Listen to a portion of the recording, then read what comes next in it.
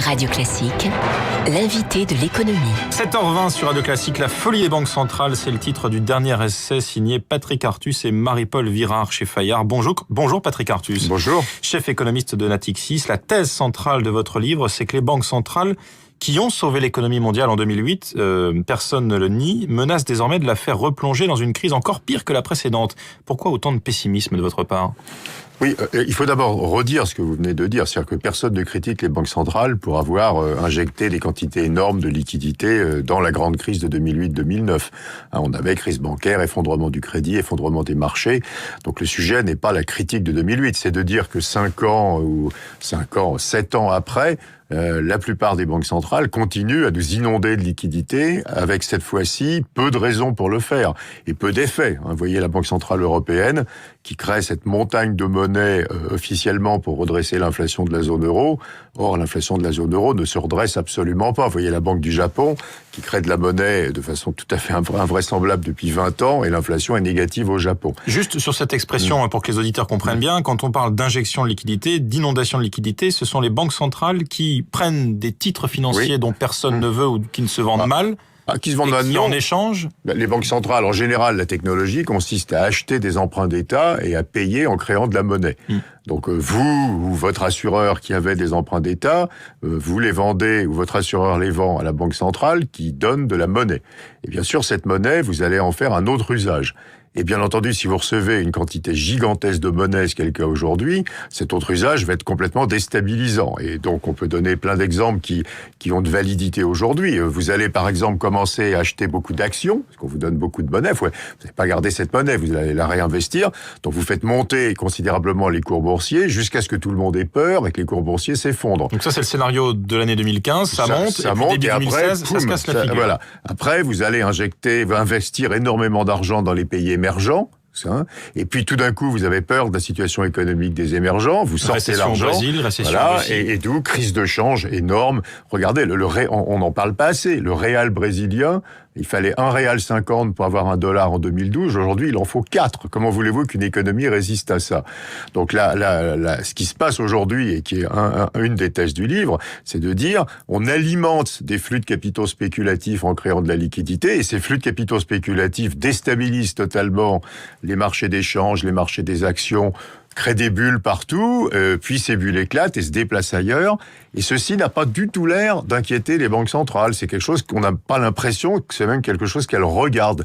Et que si vous êtes le Brésil, la Russie, ou si vous êtes une entreprise qui se finance en actions, vos actions sont totalement déstabilisées par l'action de la BCE, de la Réserve fédérale, de la Banque du Japon. C'est pas spécifiquement la BCE. Et on n'a pas l'impression que le milieu des banques centrales est en train de s'intéresser à cette déstabilisation. Comme en 2008, finalement, les leçons des années précédant la grande crise de 2008 n'ont pas été tirées. Par exemple, le fait que la Banque centrale européenne n'ait pas vu venir le risque lié à l'immobilier en Espagne et en Irlande? Oui, on a l'impression que, alors que après 2008, on avait dit que le mandat des banques centrales avait vraiment deux piliers, qui était un pilier qui était traditionnel, qui était de lutter contre l'inflation, et un nouveau pilier qui était la stabilité financière, ce qui veut dire pas trop de dettes, pas de prix aberrants des prix des actifs, une juste valorisation du risque. C'est très important, et la crise de 2008, c'est une crise de mauvaise valorisation du risque. On a acheté des actifs très risqués qui étaient liés au crédit immobilier aux États-Unis en croyant qu'ils étaient sans risque. Donc ce deuxième pilier, les banques centrales n'ont pas du tout l'air de le regarder, ou alors elles font semblant de le regarder, et on voit bien qu'aujourd'hui, elles sont toujours totalement obnubilées par le premier pilier, qui est devenu absurde. L'inflation. Puisque ce premier pilier, il consistait à essayer d'empêcher qu'il y ait de l'inflation, il ne consiste pas à essayer de faire monter l'inflation alors qu'elle veut être un peu plus basse. Donc pour résumer notre problème aujourd'hui, on va avoir assez rapidement 1% d'inflation en Europe. La BCE, je prends l'exemple de l'Europe, mais à nouveau c'est un phénomène mondial. On peut dire la même chose pour la Chine, pour le Japon.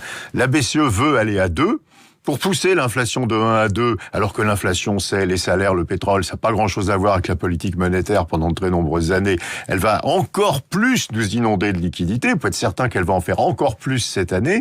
Et cette liquidité va continuer à créer une déstabilisation complète qui peut-être tue de la croissance. Quand vous avez une telle déstabilisation des taux de change, des marchés actions, des taux d'intérêt, vous réduisez la croissance, vous investissez moins. Donc tout ceci devient extraordinairement dangereux. Le risque principal, au-delà des turbulences financières auxquelles on assiste depuis le début de l'année, ce serait celui de ce qu'on appelle un krach obligataire. Oui, alors une forte baisse de la valeur des obligations. Oui.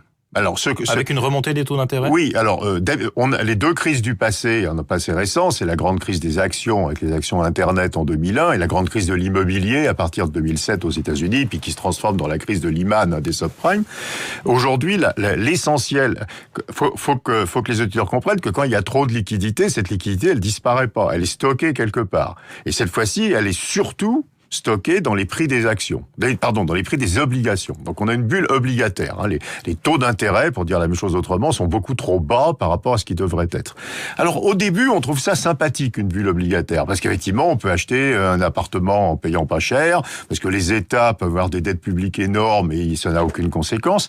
Le vrai danger, c'est que c'est encore plus dangereux que les autres. Le jour où une bulle obligataire éclate, c'est-à-dire que les taux d'intérêt reviennent à la normale, vous ruinez les emprunteurs, qui pourront plus payer leurs dettes. Vous ruinez les prêteurs, qui feront d'énormes moins-values sur les obligations qu'ils avaient achetées. Notamment. Et donc vous ruinez en Europe, vous ruinez les États, vous ruinez les assureurs, vous ruinez à la fois les prêteurs et les emprunteurs. Et c'est quelque chose qui est incontrôlable. Il peut y avoir un choc inflationniste extérieur. Un jour, le pétrole remontera et on aura à nouveau de l'inflation et les taux d'intérêt remonteront. On peut avoir une défiance vis-à-vis de la solvabilité des États. Et donc on sait qu'on est en train de préparer une crise obligataire épouvantable dans une situation de bonne conscience totale où aujourd'hui on se félicite au contraire d'avoir ces taux d'intérêt extraordinairement bas. À quelles conditions la politique monétaire des banques centrales permettrait d'éviter cette grave crise que vous décrivez? Je crois qu'il faut une véritable réflexion d'abord sur l'inflation. Quand on a décidé d'avoir des banques centrales indépendantes et qui contrôlaient l'inflation, on était au début des années 80 et on sortait d'une crise d'inflation. On avait de l'inflation à 2 chiffres, comme on dit à peu près partout sur la planète. Cette inflation avait créé des désordres considérables, elle avait ruiné beaucoup de gens, et donc il était totalement raisonnable de se dire on va demander aux banques centrales d'éviter le retour de cette inflation. Là, il faut changer de critère finalement. Si on se convainc qu'aujourd'hui, parce qu'on a déréglementé les marchés du travail, parce que les matières premières sont durablement pas chères, parce qu'on a mis de la concurrence beaucoup plus qu'il y a 30 ans, l'inflation va rester faible, on va pas garder un objectif d'inflation si le problème n'est plus l'inflation. Donc il faut ouvrir un grand chantier qui est à quoi servent les banques centrales dans un monde où l'inflation n'est plus le problème. Ce chantier, il n'est pas du tout ouvert et c'est quelque chose qui est extrêmement inquiétant aussi. Donc les objectifs, ce serait quoi? La croissance, l'emploi, comme aux États-Unis, la Banque centrale américaine, c'est l'emploi. Si on revient dans l'histoire, on a créé les banques centrales pour autre chose. On a créé les banques centrales pour ajuster la quantité de liquidité aux besoins de l'économie. Donc on ait la bonne quantité de monnaie. Ce qui est un objectif extrêmement intelligent. L'inflation, c'est une parenthèse. C'est 1980 aujourd'hui. En général, les banques centrales devraient servir à ce qui est ni pas assez de monnaie, ni trop de monnaie. Aujourd'hui, comme elles sont restées sur cet objectif qui est daté historiquement, on a trop de monnaie et on a les désordres associés au fait qu'on a trop de monnaie. Le problème, c'est de sevrer justement les investisseurs et les marchés. Oui, mais c'est très irréversible. Une fois qu'on a l'habitude d'avoir trop de monnaie, on a du mal à se passer d'avoir trop de monnaie. Merci Patrick Artus. La folie des banques centrales, c'est publié chez Fayard, coécrit avec Marie-Paul Virard. Merci d'avoir été ce matin l'invité de l'économie de Radio Classique.